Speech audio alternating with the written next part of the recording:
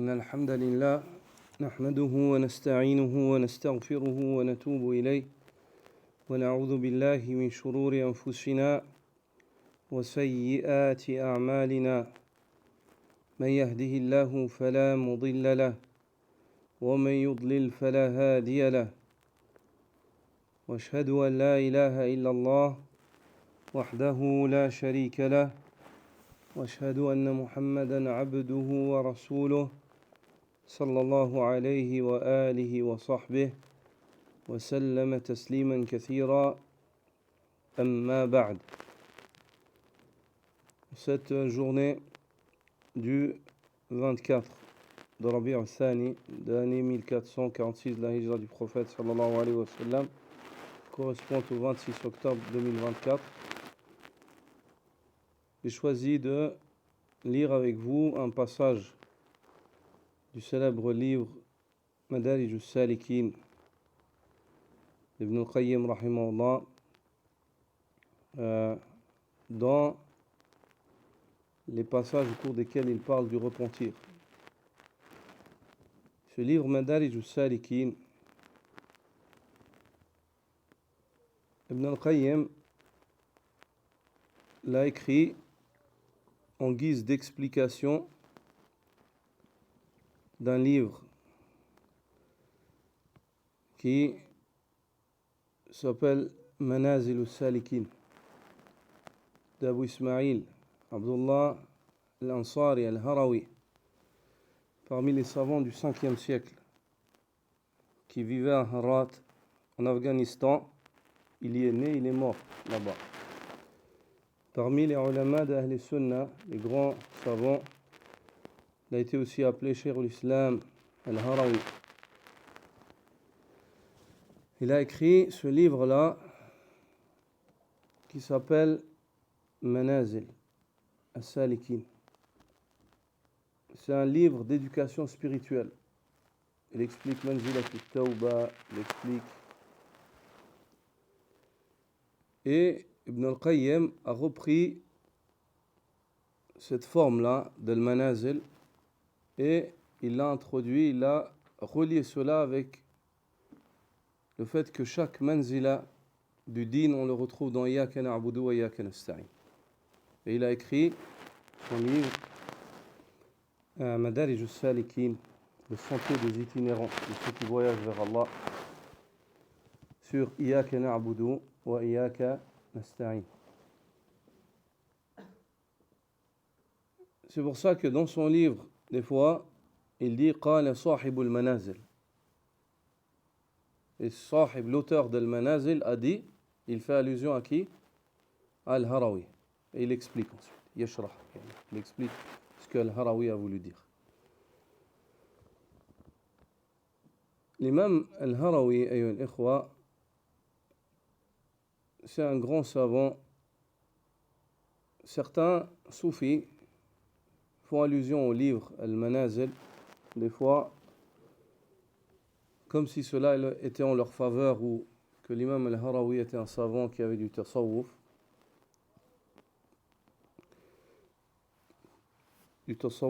innovateur, alors que ce n'est pas du tout le cas.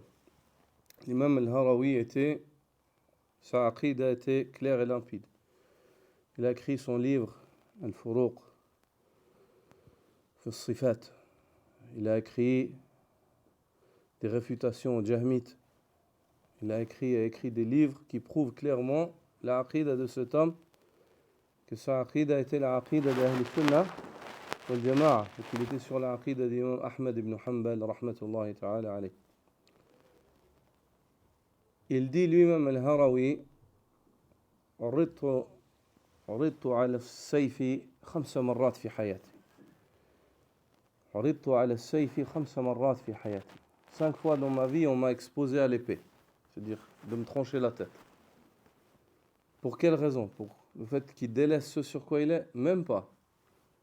فقيل لي إياك أن تتكلم في من يخالفك. 5 fois, on a tendu l'épée en me menaçant, en me disant fais attention, ne parle pas sur ceux qui te contredisent. Abstiens-toi de parler sur eux. C'est-à-dire, on lui a même pas demandé de délaisser ce sur quoi il était. On lui a juste dit, arrête de parler. Tu vois. Farafat. Il a dit, j'ai refusé les 5 fois. Il a dit, on m'a pas tué. À kulli hal, ça c'était une brève, une latifa qui est importante parce que souvent les gens ils parlent du livre Madarij al-Salikin d'Ibn al-Qayyim, mais ils ne savent pas en fait que Madarij al-Salikin, la référence de Madarij al-Salikin, c'est Al-Manazil. C'est Al-Manazil. Et c'est quelque part le sharh de Al-Manazil. Al-Manazil, il est plus concis. Et Madarij al-Salikin, il est plus élargi. Ibn al-Qayyim s'est élargi, tawassa'a fi, rahmatullahi ta'ala alayhi. Et le thème que je voulais traiter, c'est Intidam al-Fatiha للتوبة.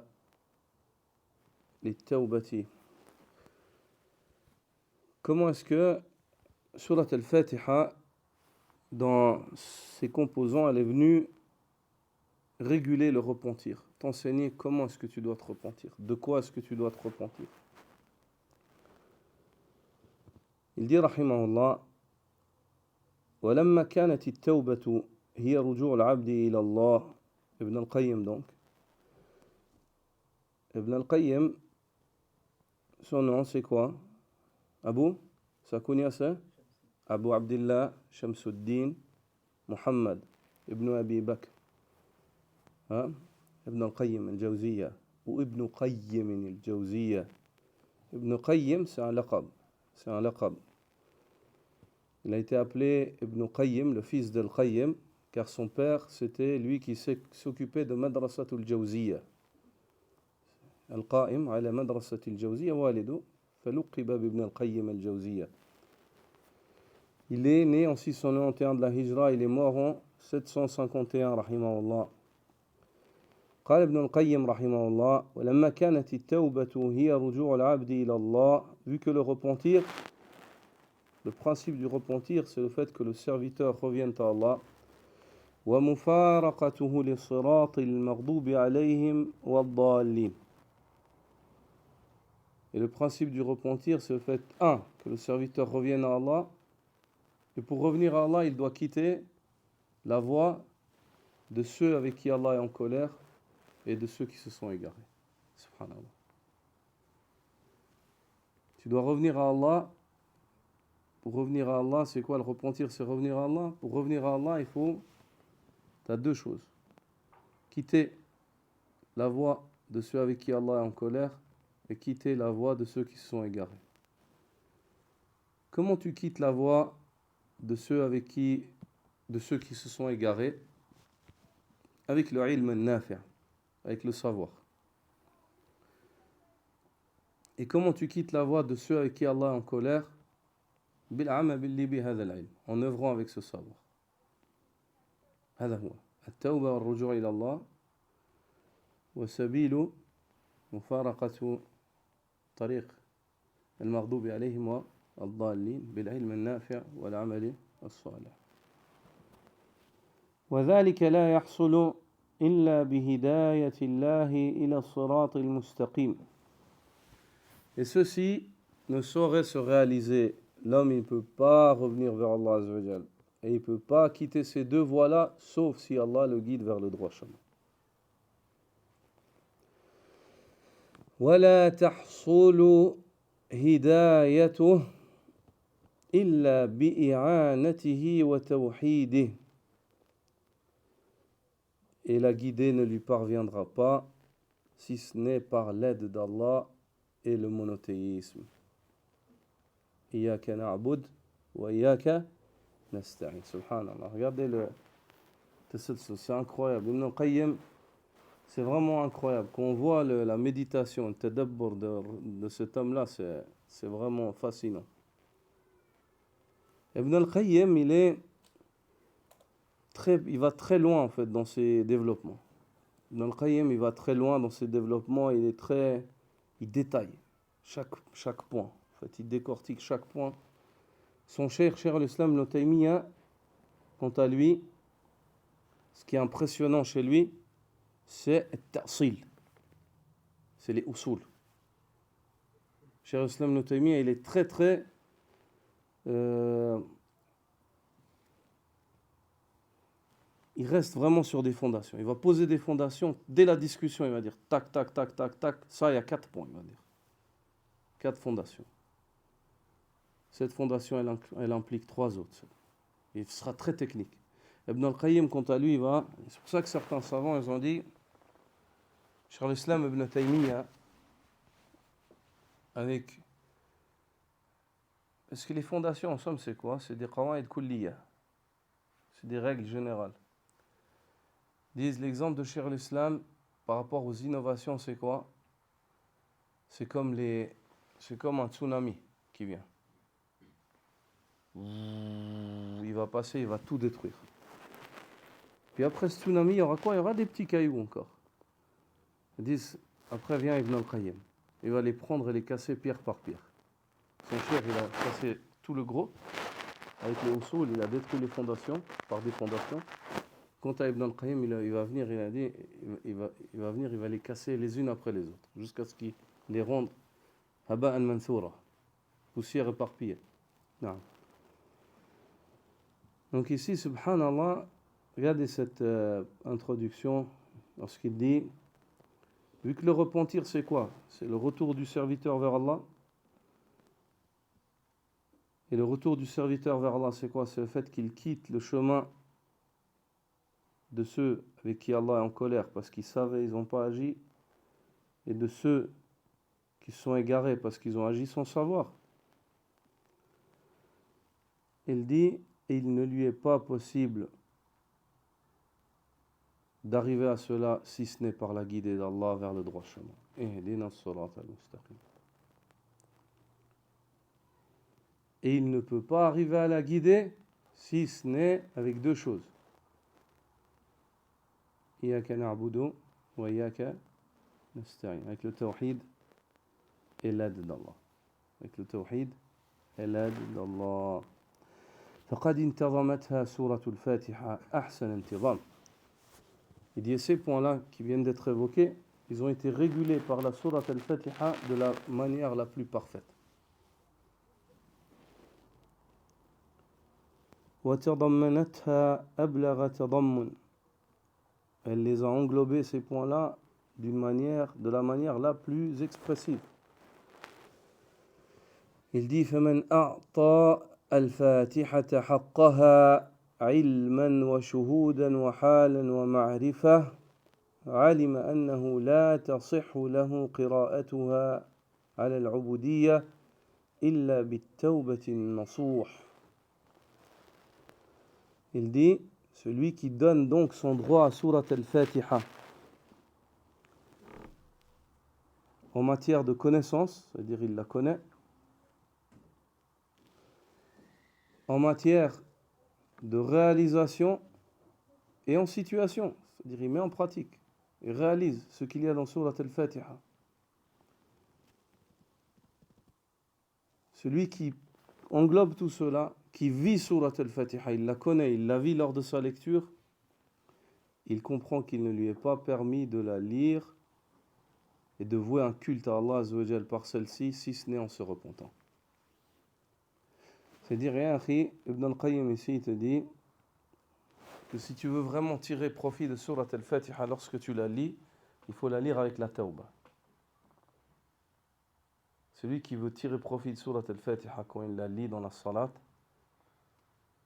et par conséquent tirer profit de sa salat, al-Fatiha hiya salat. Soumiyat salatan. Qassamtu salat bayni wa bayni abdi nasfayn. J'ai divisé la salat entre moi et mon serviteur en 2 parties dans le hadith Qudsi. Et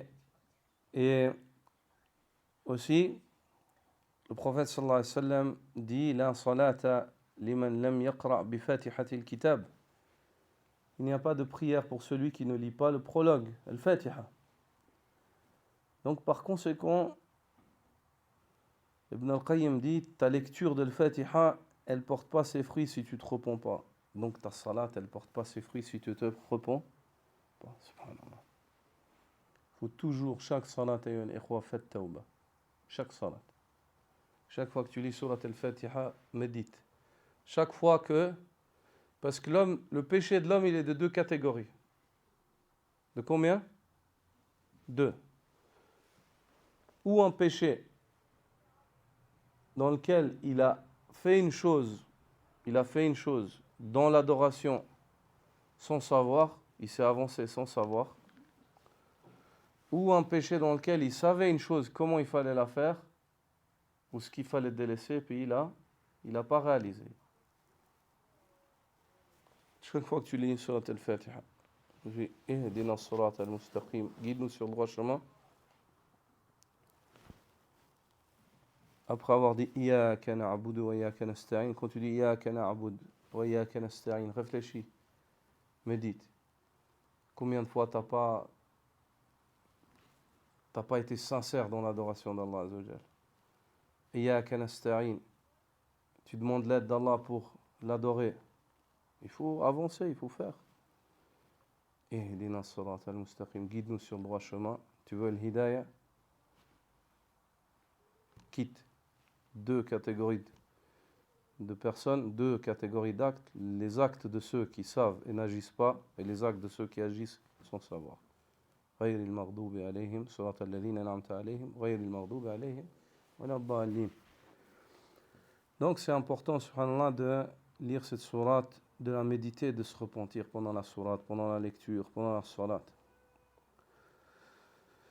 فإن الهداية التامة إلى الصراط المستقيم لا تكون مع الجهل بالذنوب ولا مع الإصرار عليها.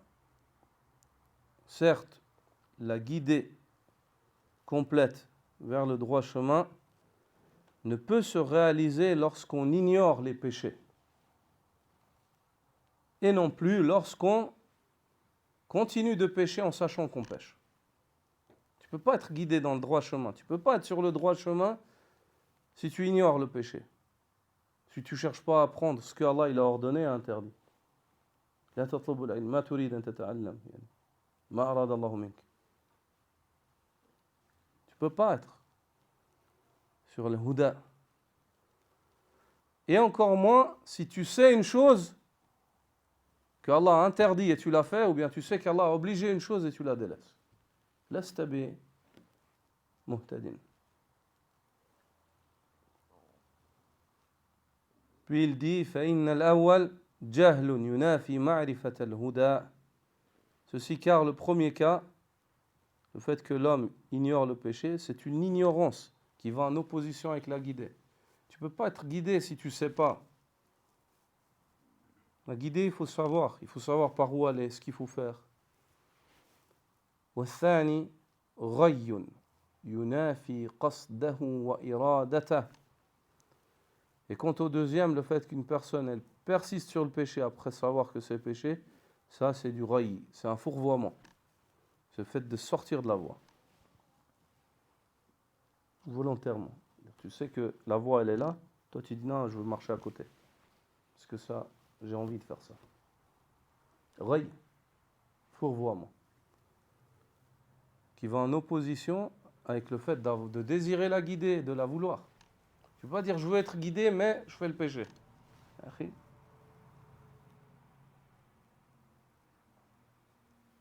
Ça va en opposition.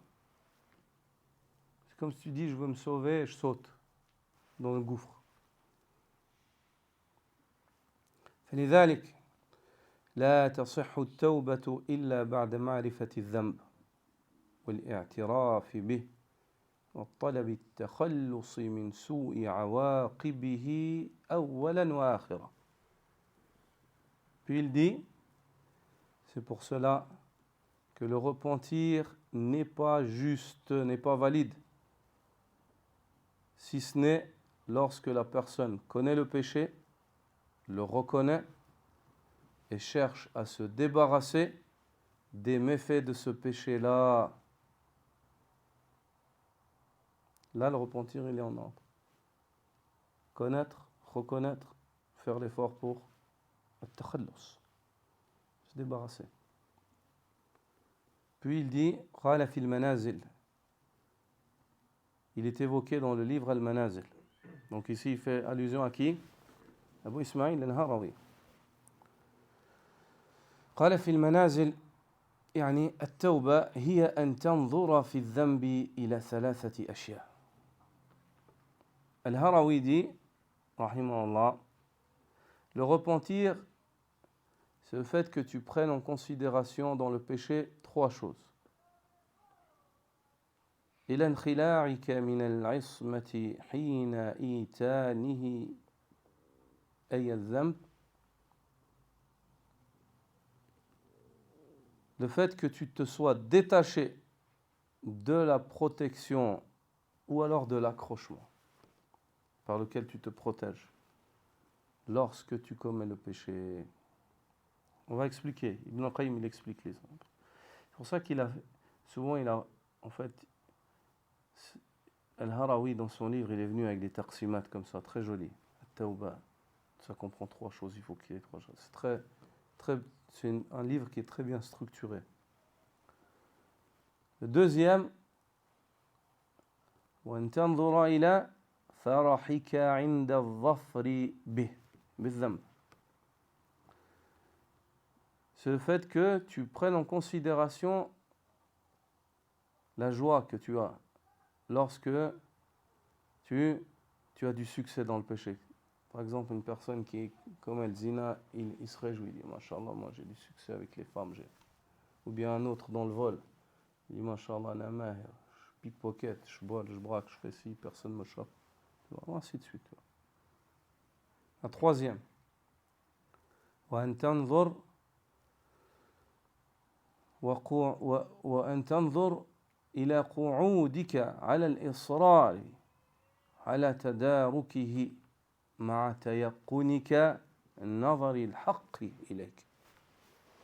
Il dit, la troisième, c'est le fait que tu prennes en considération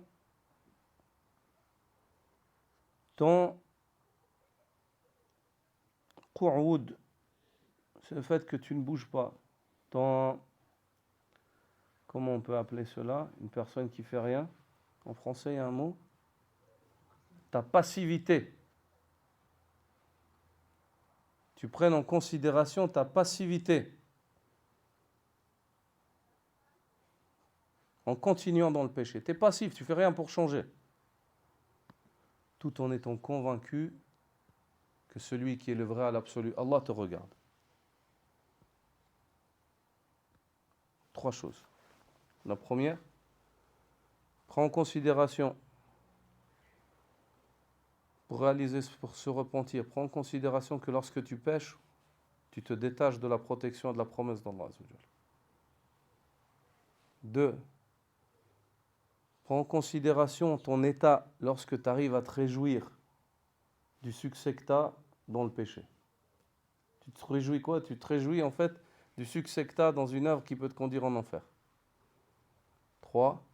Prends en considération comment est-ce que tu es passif. Tu es passif. Comment tu arrives à être passif, rester dans le péché, continuer à pécher alors qu'Allah te regarde. Ibn al-Qayyim, après avoir mentionné cette parole d'Al-Harawi, il dit يحتمل أن يريد بالانخلاع عن العصمة انخلاعه عن اعتصامه بالله. Il dit on peut comprendre le premier point, là il explique le premier point, le fait, le détachement, al-inkhila'. Il dit on peut comprendre par ce premier point-là qu'il désire par cela le fait que l'homme se détache de l'accrochement à Allah. Il s'est détaché de s'accrocher à Allah. Al-i'tisamu billah. Quand il pêche, il s'éloigne d'Allah. C'est lui-même qui a décidé de s'éloigner d'Allah, de s'écarter d'Allah. فإنه لو اعتصم بالله لما خرج عن هداية الطاعة. Ceci car s'il s'était accroché à Allah, il ne s'était pas écarté d'Allah, il ne serait pas sorti de la guidée qui le conduisait vers l'obéissance. Ceci car Allah Azza wa Jal dit Ibn al-Qayyim, Allah dit, قال الله تعالى سورة آل عمران ومن يعتصم بالله فقد هدي إلى صراط مستقيم. Ceci car celui qui s'accroche à Allah, qu'il sache qu'il est guidé vers un droit chemin. Donc le fait de t'accrocher à Allah, c'est la cause de la guider. Le fait de pécher, c'est le fait de t'éloigner, de t'écarter, de te détacher d'Allah. Donc cause d'égarement qui va en opposition avec la guidée. Il dit rahimahullah فلو كملت عصمته بالله لم يخذله أبدا. Si son attachement à Allah était complet, Allah ne l'aurait jamais trahi. Allah Azza wa Jal ne l'aurait jamais encouru à la perte, encouru à l'erreur, ne l'aurait jamais poussé à l'erreur. Si l'homme n'aurait pas quitté Allah, Allah ne l'aurait jamais délaissé. قال الله تعالى, Allah le Très-Haut dit dans Surat Al-Hajj, واعتصموا بحبل الله واعتصموا بالله هو مولاكم فنعم المولى ونعم النصير. Accrochez-vous à Allah. C'est Allah votre garant. Quel bon garant et quel bon secoureur. Donc tu t'accroches à Allah, Allah il te secourt et il te garantit. Tu pèches, tu t'éloignes de ce que Allah il veut, tu sors de la garantie et tu sors du secours. C'est toi qui as choisi, c'est toi qui t'éloignes. Ibn al-Qayyim dit, après avoir évoqué cette ayah, أي متى اعتصمتم به تولاكم. Lorsque vous vous accrochez à Allah, Allah Azza wa Jal se charge de vous. Il est votre garant. وَنَصَرَكُمْ عَلَى أَنفُسِكُمْ وَعَلَى الشَّيْطَانِ. Et il vous accordera, Allah Azza wa Jal, victoire sur vous-même et sur le shaitan. وَهُمَا الْعَدُوَّانِ اللَّذَانِ لَا يُفَارِقَانِ الْعَبْدِ. Et ces deux-là, ton être et le démon, c'est les deux grands ennemis qui ne quittent jamais l'homme. C'est des ennemis intérieurs. Toi-même et le shaitan. Celui qui gagne sur lui-même et sur le shaitan, les autres ennemis ne peuvent rien contre lui. Bien. Celui, maintenant, entre le shaitan et l'être, plus un ennemi il est fort, tu as des catégories d'ennemis. Plus un ennemi il est fort, si celui-là tu arrives à le battre, les autres ils peuvent rien. D'accord. Maintenant, entre le shaitan et le nafs, c'est lequel qui est plus dangereux? Le nafs. Ton être, il est plus. Si toi tu gagnes sur toi-même, le shaitan c'est fini. Si toi tu es un combattant, tu combats tes désirs, tu arrives à combattre tes désirs, ce que tu veux, aller contre ton nafs, le shaitan il n'a pas de force. Lui il te suggère. Il va juste rentrer par tes désirs et te suggérer. Et si toi tu fermes la porte à ton être, à tes désirs, alors il est faible. Il dit وَهُمَا الْعَدُوَّانِ اللَّذَانِ لَا يُفَارِقَانِ الْعَبْدَ. Ces deux-là, ce sont deux ennemis qui ne se séparent jamais, ne quittent jamais le serviteur. وَعَدَاوَتُهُمَا أَضَرُّ مِنْ عَدَاوَةِ الْعَدُوِّ الْخَارِجِ. Et leur animosité, elle est plus dangereuse pour l'homme que l'animosité des ennemis extérieurs. فالنصر على هذا العدو أهم. Donc la victoire sur cet ennemi intérieur, elle prime. En premier lieu, il faut gagner sur les ennemis intérieurs. والعبد إليه أحوج. Et le serviteur a bien plus besoin de cela que de toute autre chose, que d'une toute autre victoire. وكمال النصرة على العدو بحسب كمال الاعتصام بالله. Et la victoire complète sur les ennemis est relative à l'accrochement complet à Allah.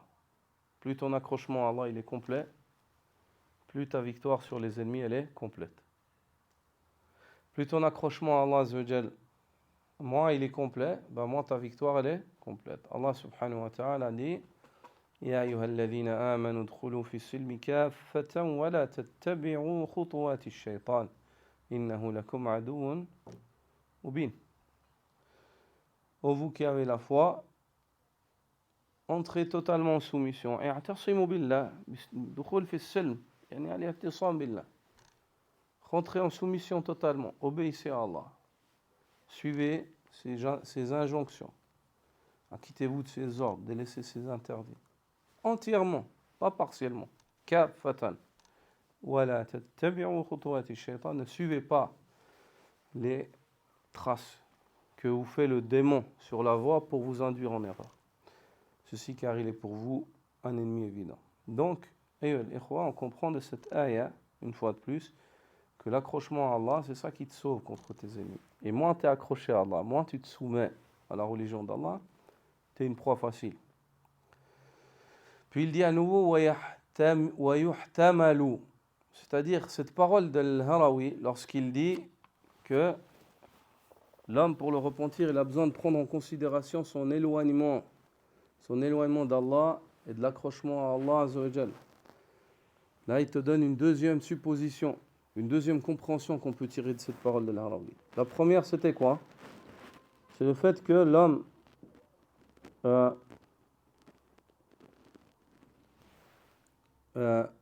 il sort de l'isma, il sort de la protection d'Allah lorsqu'il ne s'accroche pas à Allah. D'accord?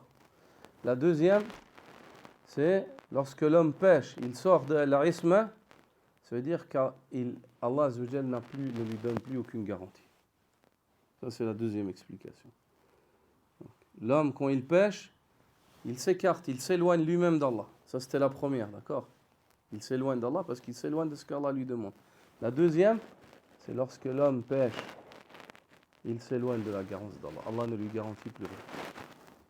Allah ne lui garantit plus rien. Il dit ويحتمل أن يريد الانخلاع من عصمة الله له. Et on peut comprendre de cette parole de l'Harawi que lorsque l'homme pêche, s'écartera de lui, se détachera de lui la protection divine. Allah ne le protège plus. Subhanallah. وأنك إنما ارتكبت الذنب بعد انخلاعك من توبة عصمته لك. فمتى عرف هذا الانخلاع وعظم خطره عنده واشتدت عليه مفارقته وعلم أن الهلك كل الهلك بعده وهو حقيقة الخذلان. Il dit, lorsque tu commets le péché, tu le commets parce que tu es sorti de la protection d'Allah en ayant délaissé le repentir. Tu ne t'es pas repenti, tu as commis un péché. Tu ne t'es pas repenti, tu continues à pécher. Pourquoi tu continues à pécher? Parce que la protection d'Allah, elle est loin de toi.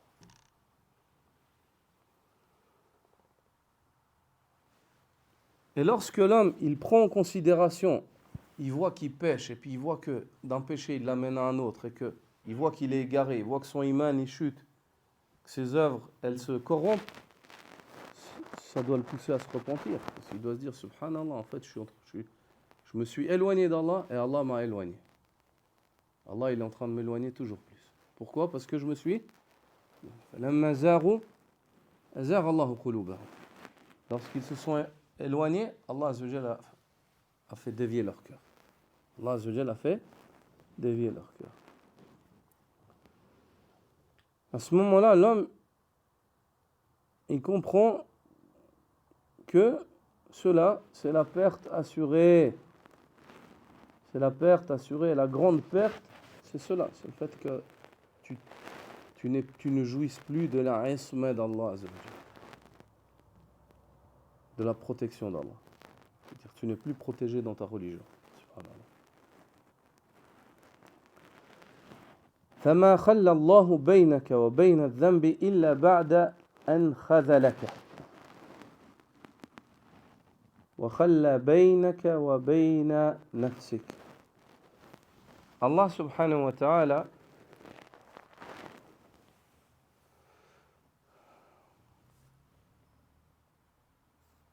il ne t'a pas délaissé à toi-même dans ton péché, si ce n'est lorsqu'il t'a abandonné. Allah Azza wa Jalla, il t'a abandonné. Quand est-ce qu'Allah t'abandonne? Quand tu tournes le dos à Allah. Tu n'as pas voulu. Tu savais où il est le droit chemin, tu savais ce qu'il fallait faire, tu ne l'as pas fait. Et tu continues et tu persistes et tu ne te repens pas. Allah Azza wa Jal. Regardez ce qu'Allah Azza wa Jal dit par rapport à ceux qui contredisent la voix du prophète sallallahu alayhi wa sallam. ومن يشاقق الرسول من بعد ما تبين له الهدى ويتبع غير سبيل المؤمنين نوله ما تولى ونصله جهنم وساءت مصيرا.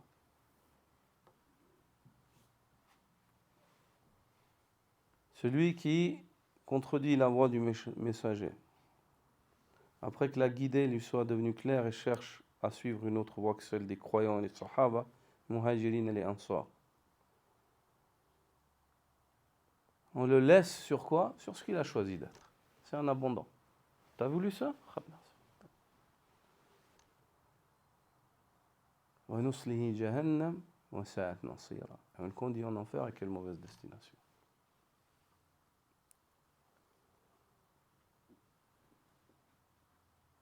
Ibn al-Qayyim dit وَلَوْ عَصَمَكَ وَوَفَّقَكَ لَمَا وَجَدَ الذَّنْبُ إِلَيْكَ سَبِيلًا.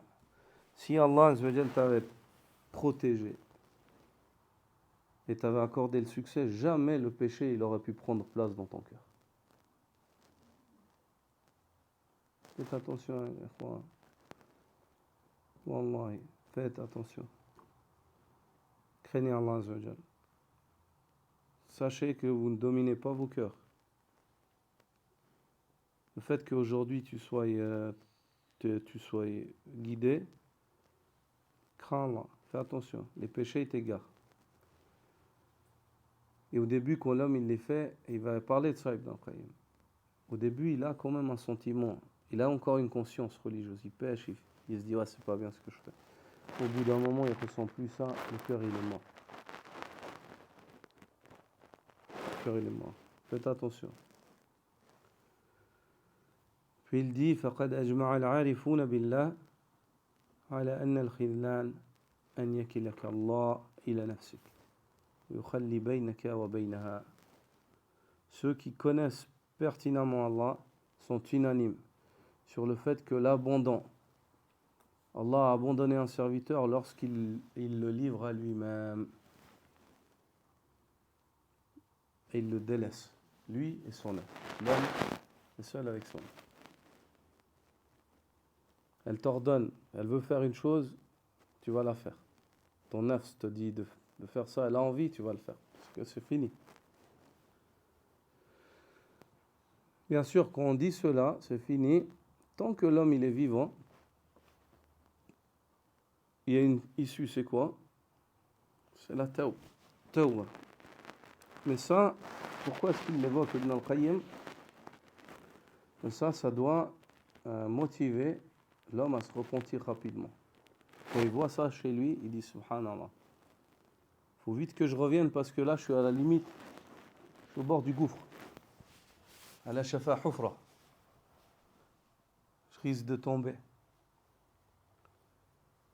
Puis il dit وَالتَّوْفِيقُ أَنْ لَا يَكِلَكَ اللَّهُ إِلَى نَفْسِكَ. Et la réussite, le succès, c'est quoi? C'est le fait qu'Allah Azza wa Jal ne t'abandonne pas à toi-même. إِيَّاكَ نَعْبُدُ وَإِيَّاكَ نَسْتَعِينُ. وله سبحانه في هذه التخلية بينك وبين الذنب وخذلانك حتى واقعته حكم وأسرار سنذكر بعضها. Et Allah subhanahu wa ta'ala dit, Ibn al-Qayyim, dans ce délaissement et cet abandon, le fait qu'il abandonne le serviteur à lui-même, au point où le serviteur s'enfonce dans les péchés les uns après les autres, il y a en cela des secrets et des sagesses divines dont on va évoquer. Il évoque dans Madarij as-Salikin des sagesses par rapport à ça. وعلى الاحتمالين فترجع التوبة إلى اعتصامك به وعصمته لك. Donc, ce premier point que Harawi a évoqué, qui est le fait que l'homme, pour se repentir, il doit regarder quoi?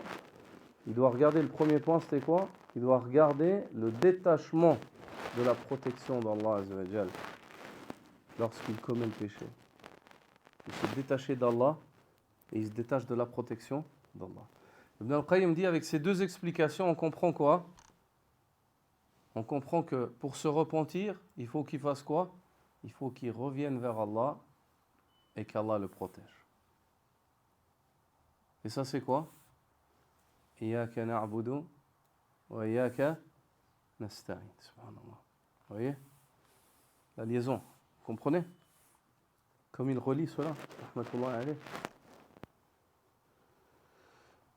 Puis il explique le deuxième point. Wa qawluhu wa farahaka 'inda adh-dhafri bih. Il prend en considération le bonheur ou la joie que tu éprouves lorsque tu te vois avoir du succès dans le péché. Ce deuxième point, il l'explique maintenant, rahimahullah. Il dit al-farahu bil ma'siya dalilun ala shiddati ar-raghbati fiha. Le fait que l'homme se réjouisse lorsqu'il commet un péché, c'est un témoignage du fort désir qu'il a pour cela. Wal jahli bi qadri man 'asahu. Et c'est une preuve de l'ignorance de l'homme par rapport à celui à qui il a désobéi. Le fait que l'homme se réjouisse, dise ah t'as vu, je fais ça, ça prouve que il a une envie de le faire. Et ça, par rapport à ça, j'aimerais attirer mon attention ainsi que la vôtre. Si on a commis des péchés dans le passé,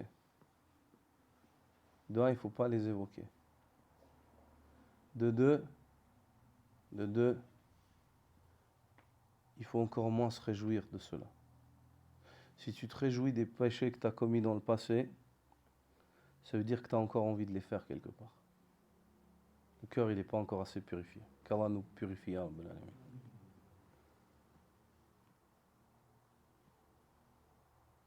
Et dans le hadith, le Prophète sallam dit وأن يكره أن يعود إلى الكفر بعد أن أنقذه الله منه كما يكره أن يقذف في النار.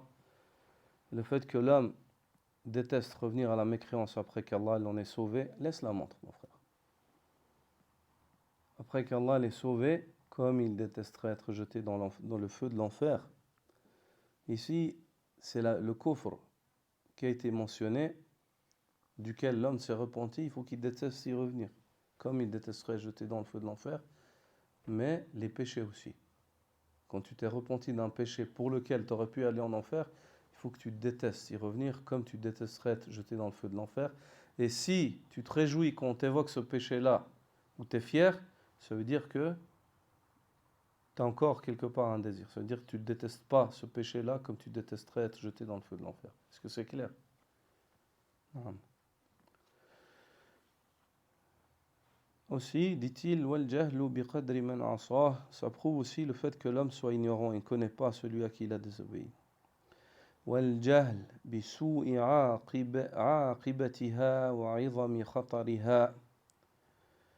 Et le fait que l'homme se réjouisse aussi, ça prouve son ignorance quant aux méfaits de ce péché-là,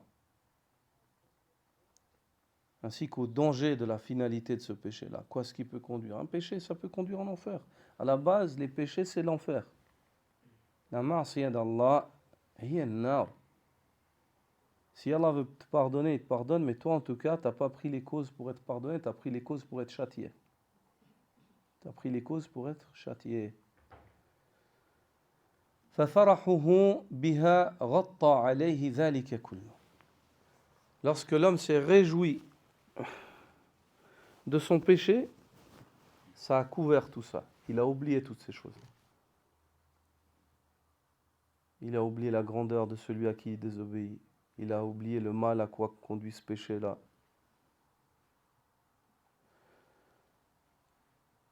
وفرحه بها أشد ضررا عليه من مواقعتها.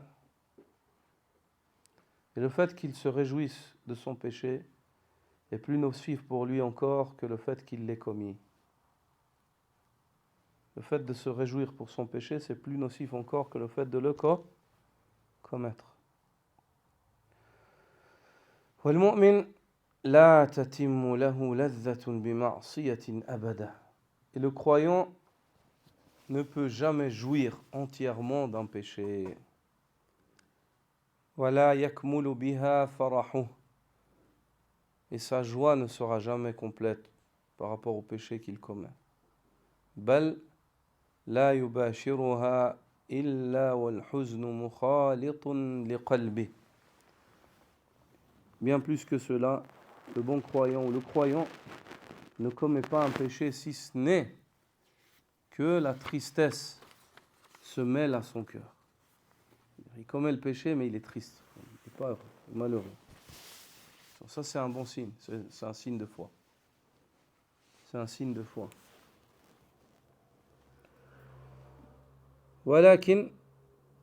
ولكن سكر الشهوة يحجبه عن الشعور به.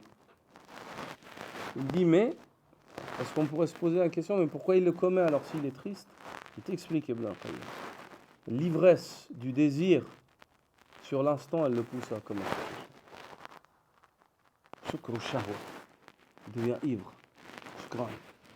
يعني الشهوة ما يعني لا يفكر جيدا.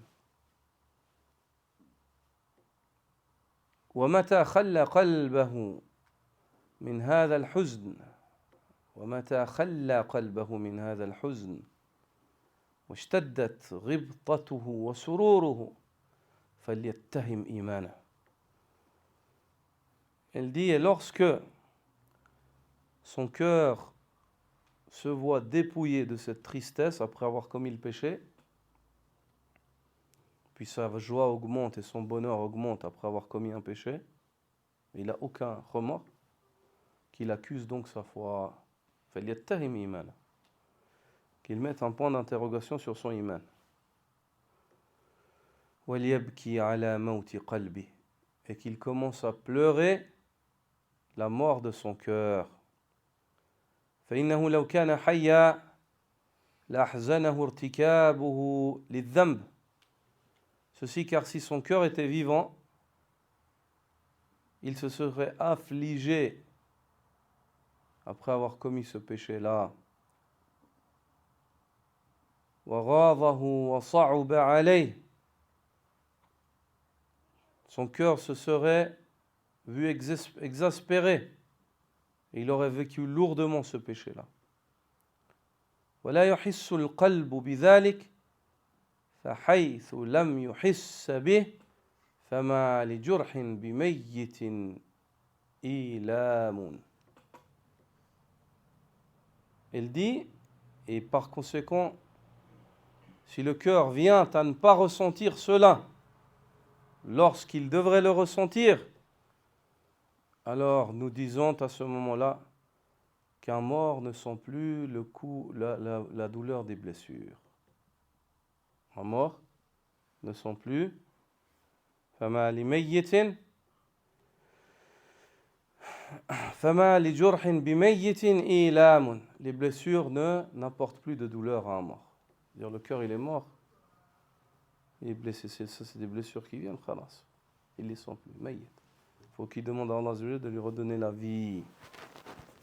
وهذه النكتة في الذنب قل من يهتدي إليها أو ينتبه لها. Et ce point-là par rapport au cœur, et la mort du cœur et le ressenti, très peu de gens font attention à cela. Très peu. Les gens ils méditent très peu sur cela. وهي موضع مخوف جدا. Alors que c'est un thème ou un point qui fait peur, effrayant. مترام إلى هلاك إن لم يتدارك بثلاثة أشياء. C'est un point qui est très effrayant.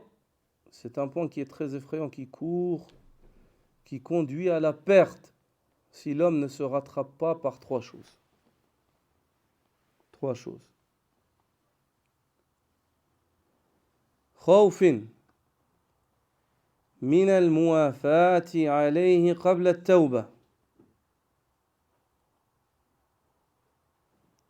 وندم على ما فاته من الله بمخالفة أمره وتشمير للجد في استدراكه. La première, c'est la crainte de l'homme qu'il n'ait pas le temps de se rattraper, de se repentir. La deuxième, le regret de l'homme pour ce qu'il a raté à cause de ce péché-là, comme obéissance.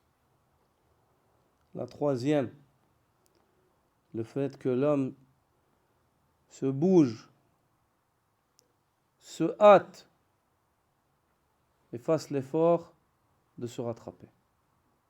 C'est ces trois points-là qui vont redonner la vie au cœur s'il arrive dans cette situation.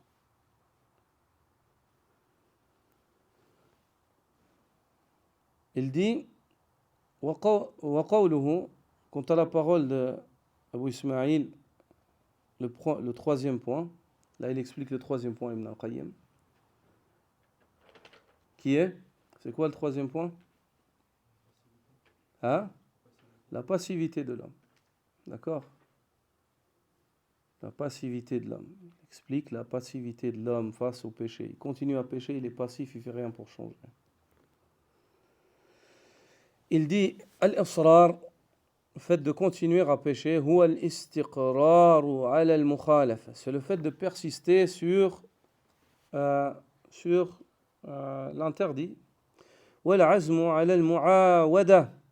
Et d'être décidé de continuer à pécher, de revenir. C'est-à-dire, il termine ce soir, il se voit avec des copains, ils font des péchés. Ouais, les frères, demain on se revoit. Dans le même but, dans le même contexte. C'est-à-dire, lui, de un, il compte sur le péché, de deux, il a le plan même demain de continuer. وَذَلِكَ ذَنْبٌ آخَرٌ. Il dit, ceci est un péché à part entière, c'est un autre péché encore. لَعَلَّهُ أَعْظَمْ مِنَ الذَّنْبِ الْأَوَّلِ بِكَثِيرٍ. Le fait de décider, de planifier de pécher, c'est peut-être encore un péché plus grand encore que le péché précédent. فهذا من عقوبة الذنب أنه يوجب ذنبا أكبر منه ثم الثاني كذلك ثم الثالث كذلك حتى يستحكم الهلاك. Il dit ça, c'est le châtiment dans le dunya du péché et du pécheur. Le fait que le péché implique un autre péché, chaque fois plus grand, puis un autre péché, puis un autre, puis un autre, jusqu'à ce que prenne place la destruction totale de la personne. فالإصرار على المعصية معصية أخرى. Le fait de persister dans le péché, c'est un péché à part entière. والقعود عن تدارك الفارط من المعصية إصرار ورضا بها. Le fait d'être passif, de ne pas essayer de se rattraper et de se corriger, c'est une forme d'agrément. C'est-à-dire, tu agrées cette situation. Tu dis, c'est bon, moi je suis content, je vis comme ça. Et c'est le fait de trouver un repos dans le péché. Tu t'inventes un bien-être dans le malheur et dans le mal-être. Et ça, c'est un signe précurseur, un signe évident de la destruction, de la fatalité dans laquelle est la personne. وأشد من هذا كله المجاهرة بالذنب مع تيقن النظر الرب جل جلاله من فوق عرشه إليه. Et bien pire que cela encore, le fait d'exprimer ouvertement ses péchés, de ne pas s'en cacher, tout en étant convaincu que le Seigneur majestueux le regarde depuis ou au-dessus de son trône. Il le voit. فإن آمن بنظره إليه وأقدم على المجاهرة فعظيم. S'il a la foi, si l'homme est convaincu, il a la foi qu'Allah le voit. Allah te voit? Akhi, Allah te voit? Est-ce qu'Allah te voit? Oui. Toi? Vous êtes convaincu?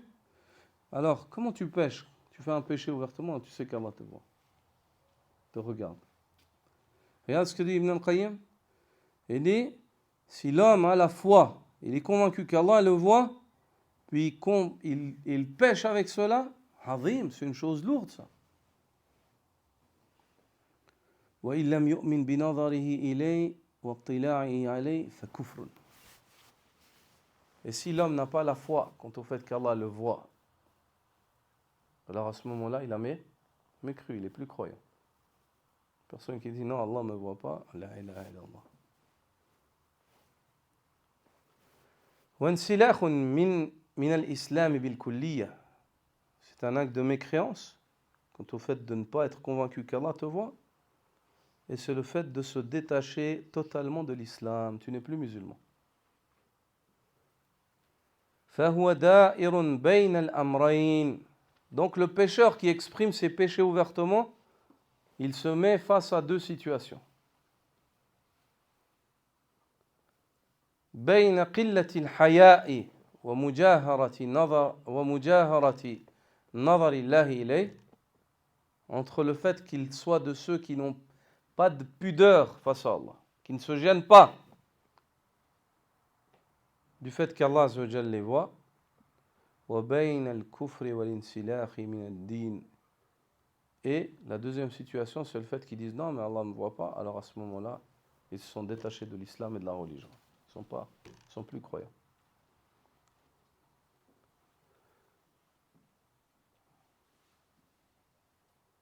فلذلك يشترط في صحة التوبة تيقنه أن الله كان ناظرا ولا يزال إليه مطلعا عليه. C'est pour cela qu'il fait partie des conditions du bon repentir, le fait que l'homme soit convaincu qu'Allah le regarde et qu'Allah le suit. يراه جهرة عند مواقعة الذنب. Allah Azza wa Jalla le voit lorsque l'homme commet le péché. لأن التوبة لا تصح إلا من مسلم. Ceci car le repentir n'est pas accepté si ce n'est venant d'un musulman. Regarde, si une personne, elle commet, on donne un exemple, elle consomme des boissons ou bien elle consomme de la drogue, ou elle commet l'adultère, le zina. À ce moment-là, tu lui dis, est-ce que tu es convaincu qu'Allah te voit? Tu n'as pas honte? Il dit, voilà, c'est vrai. À ce moment-là, il doit se repentir de quoi? Du zina. Par contre, s'il dit, non, Allah ne me voit pas, à ce moment-là, ça ne sert à rien de lui dire, repens-toi du zina. Il faut lui dire, repens-toi de la mécréance. Car tu n'es pas croyant. Vous avez compris?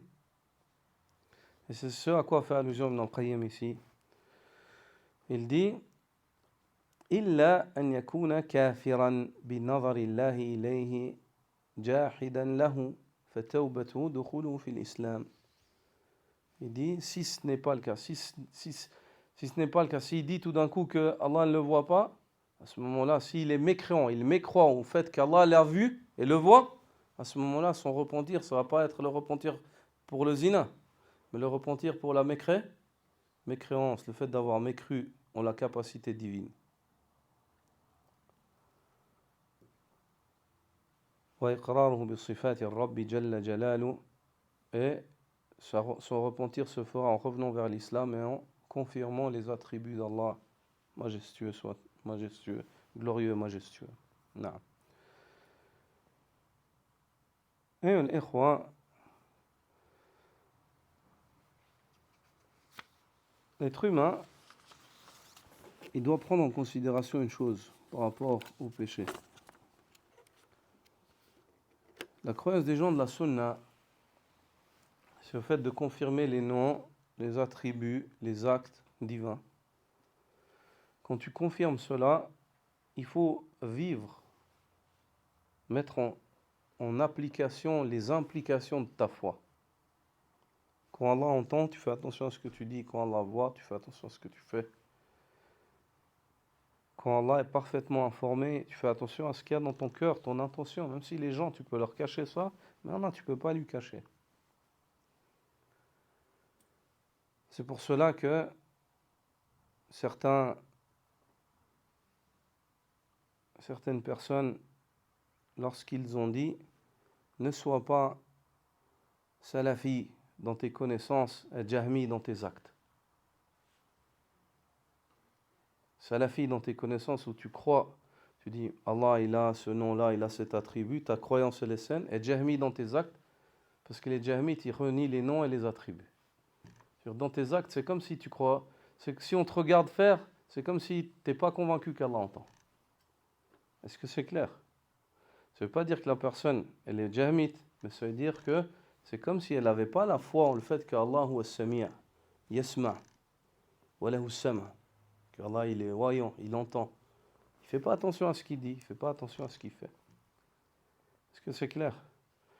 Ça c'est le passage que je voulais lire avec vous.